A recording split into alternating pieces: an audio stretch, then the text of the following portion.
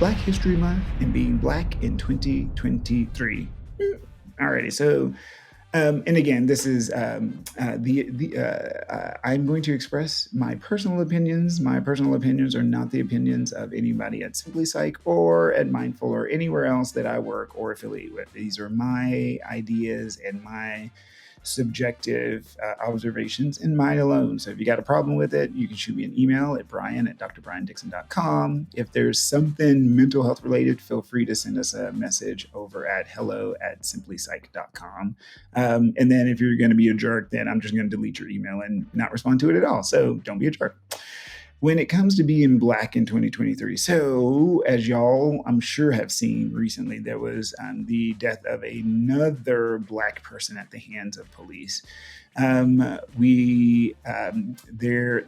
person who was at fault for killing a Tatiana Jefferson in Fort Worth, the police officer, he was convicted. There continues to just be stuff all the time, be that new news about the IRS and audits or health disparities.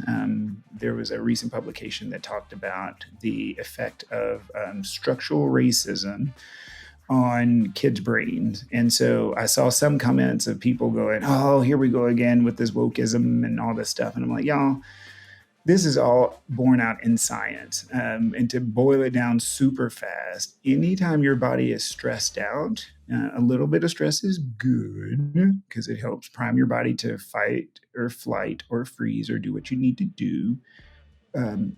Ongoing, consistent stress is bad because it literally wears your body out. The best way best example is imagine a car.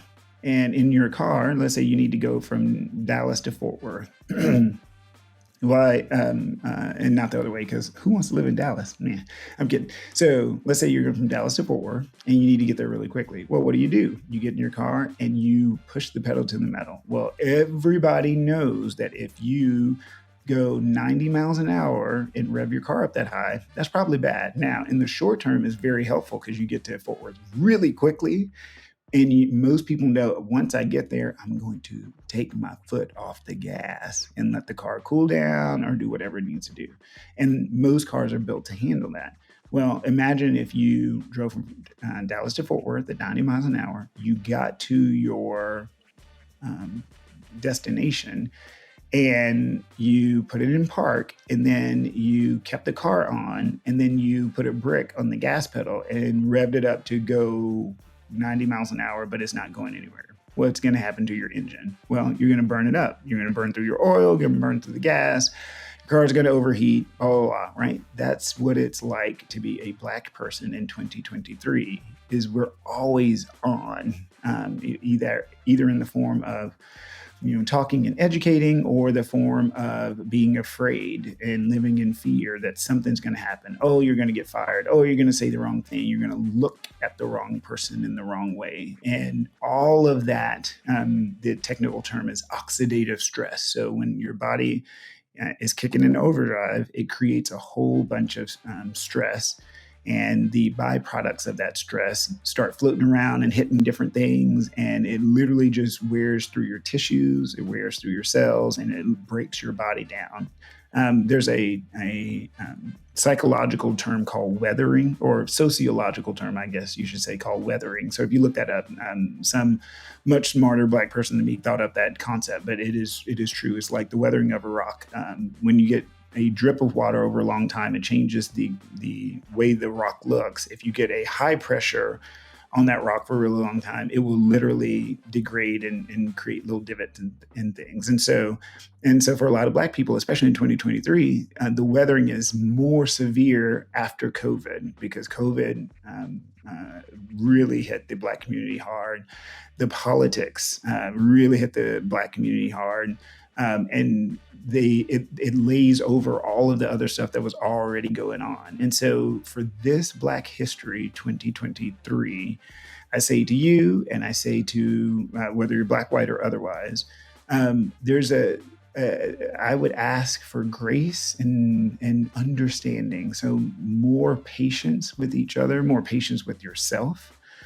Because life is a lot. We say that all the time. Life is really life, and people are really peopling right now. And the key is a lot of grace, understanding. And if you happen to be non-black, we're going to need more grace and more understanding from you, and more support, ideally in the form of access to capital and patronizing our services and products. And so, yeah, go buy things from a black business. Sign up with a black business. I mean, we're kind of awesome. I'm just saying, but yeah. So, but no hollow platitude. So one of the things that happened after the murder of George Floyd 2 years ago is that there were lots of statements that were put out and lots of kind of social media movements with the black square and statements of solidarity, and that's all great and fine and dandy. But the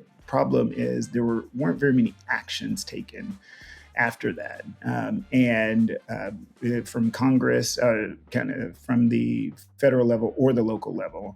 And I would say to you that it's more of an individual level thing. If you don't have more black friends in your circle, then you're contributing to the problem. So go get a black friend. How do you find one? Well, go do all the things that you normally do. There's black people everywhere. Hey, if you're a coffee aficionado, you'll see black people. You want to drink wine? You'll see black people.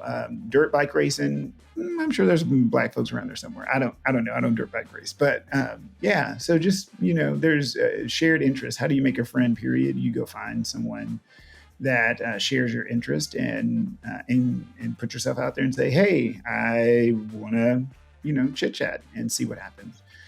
But that's neither here nor there. The key is it's up to the individual, you and me, to fix this, to improve things so that next year, Black History Month 2024, there's less trauma in the black community. There's less trauma and in black schools, in public schools. There's more understanding between people. And when it comes to being a black psychiatrist, like, there aren't very many of us. I met a black psychiatrist yesterday. I met him through LinkedIn. LinkedIn is actually a decent platform for actually finding people. And I was like, what? You're a unicorn? Because you just don't exist. And I didn't see you at the black people meeting on Thursday. There's not a black people meeting on Thursday, y'all. It just doesn't happen. That's a joke. But it's the idea that, yeah, we have to do better, all of us. But the more of that impetus is going to be on my white friends and family. And so, with all that said, yes, this is not a necessarily mental health message, but we're living in a very interesting time. We're in like this in-between time where the next 3 to 5 years, I think, will kind of set the tone for what comes in the future. And I'm more optimistic than ever that we'll get our shit together. Even though people keep doing things where I'm like, this is questionable, but I'm gonna keep getting up. I'm gonna keep speaking truth to power as best I can. I'm going to spread the word of the importance of mental health and good psychiatry. I'm going to try to educate where possible. All I need from you is either, get with the program or get out of the way, kind of thing. So hopefully you will get with the program and build meaningful connections with your fellow person. So that is your Black History Month message for 2023.